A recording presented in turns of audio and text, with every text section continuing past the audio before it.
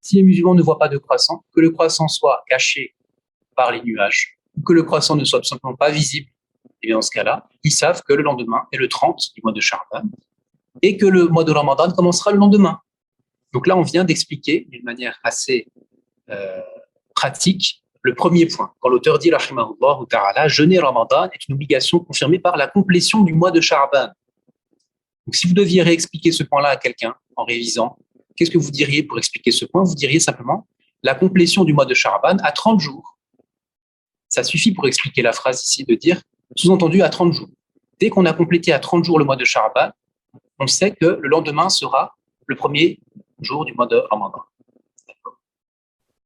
Maintenant, l'auteur rahimahullah ta'ala continue en mentionnant l'autre situation dont nous avons déjà parlé juste avant. La première, que dit-il? Il dit pour la vision ou par la vision du croissant de Ramadan par deux personnes droites, par deux adlay, deux personnes adl. Et certains disent dignes de confiance. Et on peut dire aussi comme ça, deux personnes droites, adl, dignes de confiance. Donc, jeûner Ramadan est une obligation confirmée par soit le premier point, ou par la vision du croissant de Ramadan. Quand ça? Le soir du 29 du mois de Sha'ban. C'est le 29 que les musulmans commencent à regarder est-ce qu'il y a un croissant ou pas. Ils ne vont pas regarder le 28 ni le 27, ça n'a pas de sens. Ils vont regarder le 29. Si un croissant est vu par deux personnes dignes de confiance, donc deux personnes dignes de confiance, que vont-on dire par ça? On parle de deux hommes musulmans, pubères, ayant la raison saine,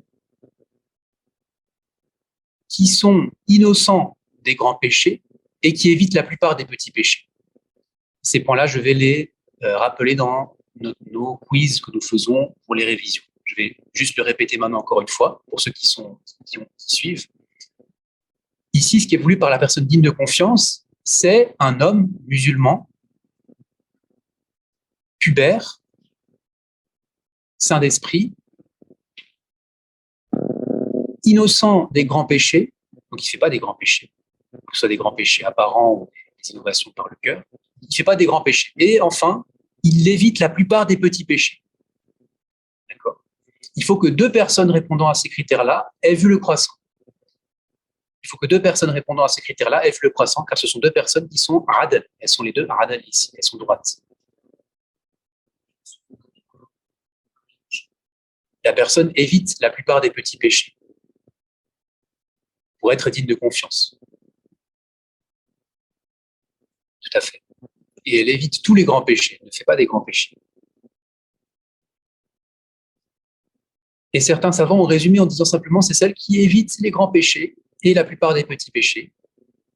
Et ce qui est voulu par ça ici dans ce sujet, ce sont deux personnes, comme on a dit, avec les conditions en plus.